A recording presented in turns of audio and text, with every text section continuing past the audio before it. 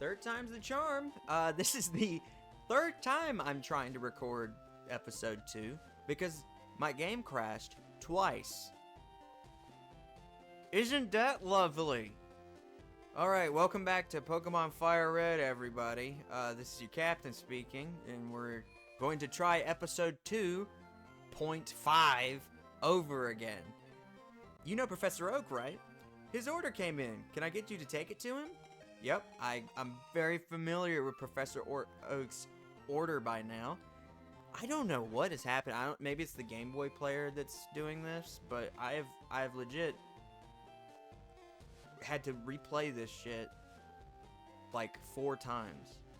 Not 4 times. This is the 3rd time. So on the way back to Pallet Town, all we gotta do is just do a quick little hop and a skip. And you don't have to encounter any Pokemon at all if you don't want to. And I'm going to try to get through this as fast as possible because I would love to get past Viridian City before the day is over. You can read the mailbox from behind? Okay, so let's talk to Professor Oak again. Oh, Logan, how's my old Pokemon? Well, it seems to be growing more attached to you.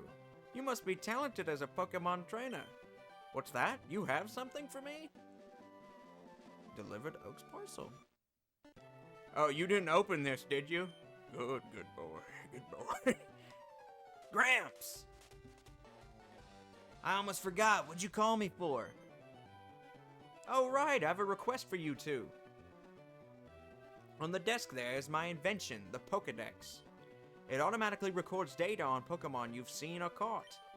It's a high-tech encyclopedia. Logan and Gary, take these with you. Alright. You can't get detailed data on Pokemon by just seeing them. You must catch them to obtain complete data. Don't ask how that makes sense. You know, the data's in there, but you have to catch a Pokemon to have the data upload. Doesn't make any sense to me. Just shut up and catch them. So here's some tools for catching wild Pokemon. 5 Pokeballs. When a wild Pokemon appears, it's fair game. Just throw a Pokeball at it and try to catch it. This won't always work, however. A healthy Pokemon can escape. You have to be lucky. Pretty much try to weaken it. That way it'll, you know, get in the Pokeball. Get moving, you two. This is a great undertaking in Pokemon history. Alright, Gramps, leave it all to me. I hate to say it, but you won't be necessary for this. I know, I'll borrow a town map from my sis. I'll tell her not to lend you one, Logan. Don't bother coming around to my place after this. Pokemon around the world wait for you, Logan. Fulfill my lifelong dream. I'm too old and decaying now. Alright, so we'll do exactly what you did and pay a visit to Gary's sister. Grandpa asked you to run an errand? Gee, that's lazy of him. Here, this'll help you. Receive the town map. Okay. You know, errand, lifelong dream. Yeah, we're doing an errand for him. We're fulfilling his lifelong goal. That feels kind of disrespectful, honestly. Alright, so I guess I should go ahead and explain catching Pokemon a little bit with Pidgey starting out here. So, we're going to use Tackle on him to weaken him like Professor Oak recommended. Well, actually, he didn't even really tell us this, but... So, I'm not going to be catching all of the Pokemon like Professor Oak really wanted me to do to fulfill his lifelong dream. I'm only going to be catching 60 of them. Because, if I want to access the post-game, which I plan on doing, you have to catch 60 Pokemon. Get in the ball, bro. Just put the Pidgey in the ball, bro. And once we catch Pidgey here, I will explain what to do next. And I think I said last episode, or maybe it was just in one of the other attempts of recording this one, that I'm not going to save my progress until an episode has been, like, recorded. But I have had to deliver Oak's parcel, like, 3 times today, and I don't want to do it again. Does not like to fight. It hides in tall grass and so on, foraging for food, such as small bugs. Give a nickname to Pidgey? No, we're not using Pidgey as a a team member. There is a good, like, I was going to say bird type on accident, but there's a good flying type party member option that you can get that is a normal flying type like Pidgey that is way better. And I'll probably catch one just because, like I said, I need to catch 60 Pokemon. But it's not Pidgey. So if you see that seen and owned, you have to register 60 Pokemon in your Pokedex to get access to the post-game. The scene tab, ignore that. That doesn't mean shit. You need to own 60 Pokemon. And how that works is... Whoops. I did that again. So they have to have like a little ball next to them. So when Bulbasaur evolves into Ivysaur, we'll have another one. The number will go up from 2 to 3 and owned. Even though we didn't catch another Pokemon, it still counts as owning another Pokemon. So if you have a full team of 6 and just evolve all of them enough, you can probably get at least 10 Pokemon from that. So, Bulbasaur, the seed Pokemon. There's a plant seed on its back right from the day this Pokemon is born. The seed slowly grows larger. So, I'm going to be catching, like, Pokemon, like, along the way, just passively. Some of them I might try to catch off screen. Like, eventually we'll get to an area of the game called the Safari Zone. And no, catching doubles of Pokemon does not count. Don't think catching 400 Pidgeys or Rattatas will do anything for you, because it won't. So, just as you're going, just catch a few Pokemon. Like, there's gonna be a Pokemon coming up, or 2 of them actually, and I think I'm only really gonna bother with leveling up one of them, just because it will be a useful Pokemon to do this. There are 2 Pokemon coming up in Viridian Forest. I think I mentioned them in the last episode. There's Caterpie and Weedle. They both evolve at level, I want to say 7, and then again at level 10.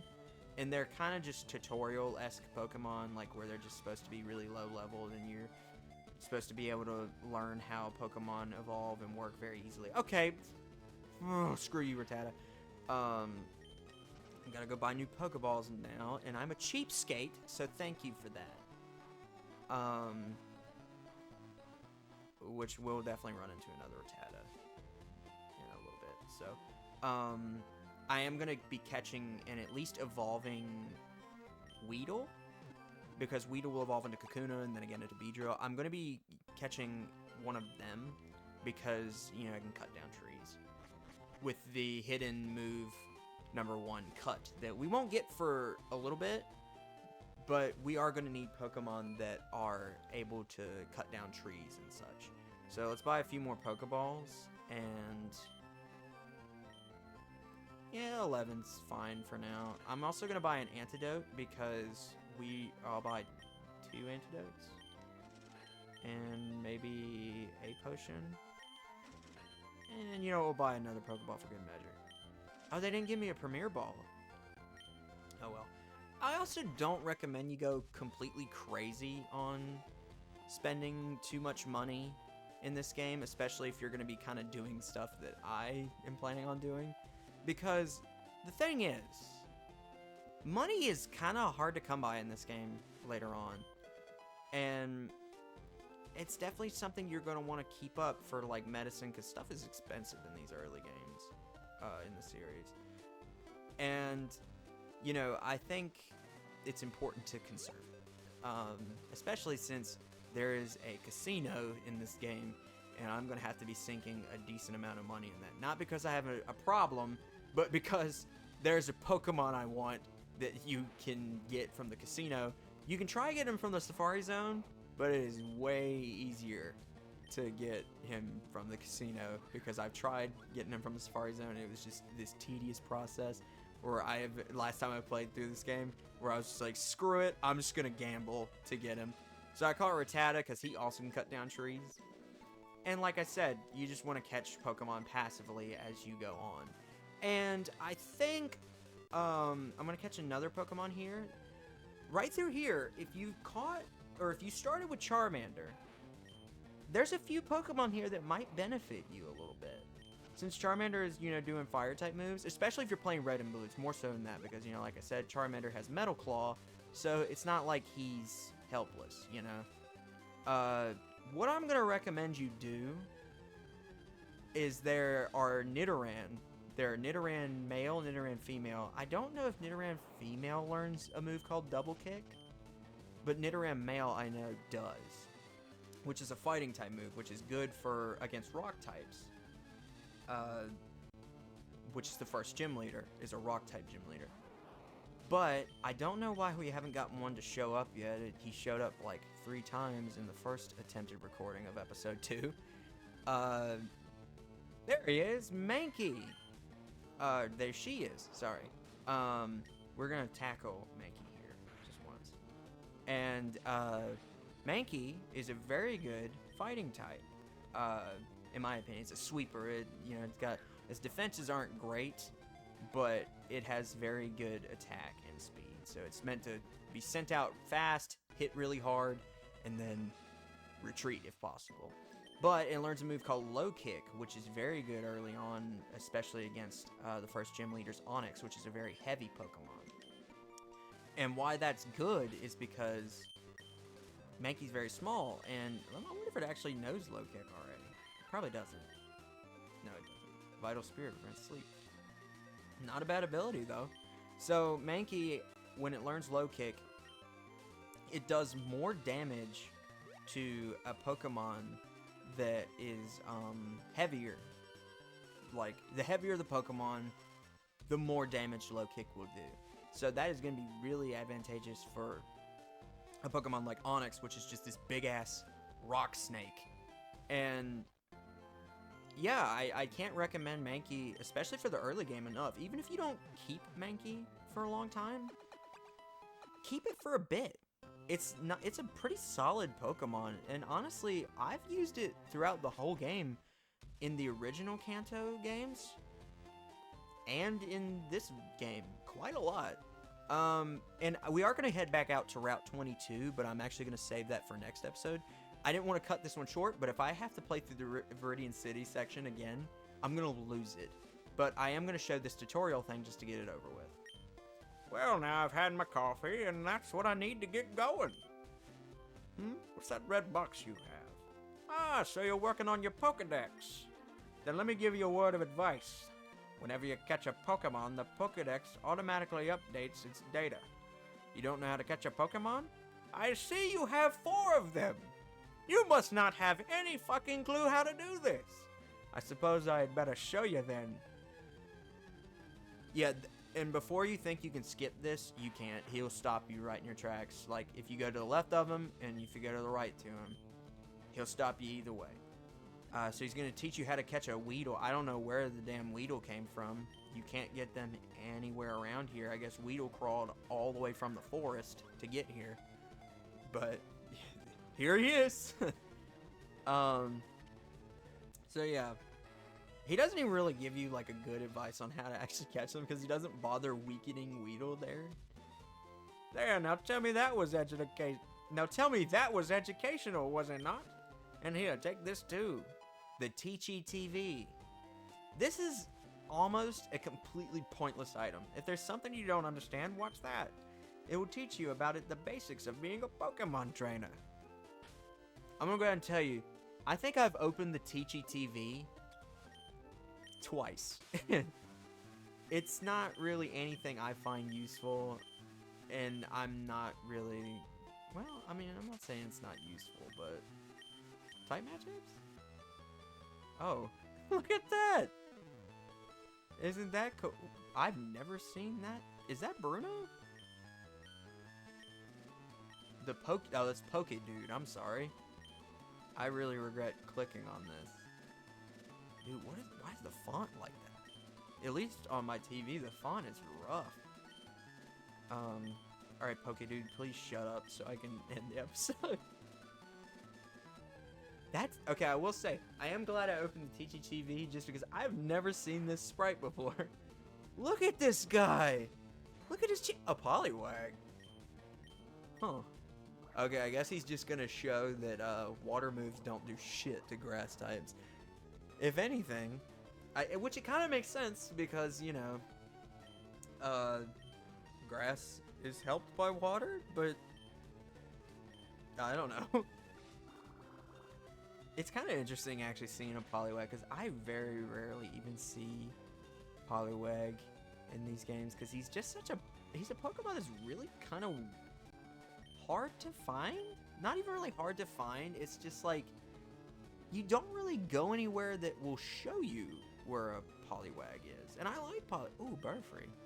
I like Poliwag enough, but you know, I'm not using one myself. Mainly because I already have a water type in mind. Poliwag would have been fine. It's just I don't really. Oh, I could press B that whole time. Okay. Well, all right. Thanks for that item and letting me get acquainted with Pokedude. All right, so to end it off, and I'm going to end the episode here because if I have to do Oak's Parcel one more time, I'm gonna lose my marbles. There's no items up here like hidden or anything like that. It's definitely worth it to check in weird spots like that, but there's also in these games just a lot of odd little things that look like there would be something there, and there's not. So I'm gonna stop right here on Route 22, and on the next episode we're gonna explain what you can do here, because there's a little optional thing you can do, and I want to go ahead and do it. So yeah, as of right now, we have 4 owned Pokemon. And next time on Pokemon FireRed, I don't know. I'll walk to the left and show you what I'm going to do next. And if I have to make this episode again, I'm going to pull my eyes out. See ya.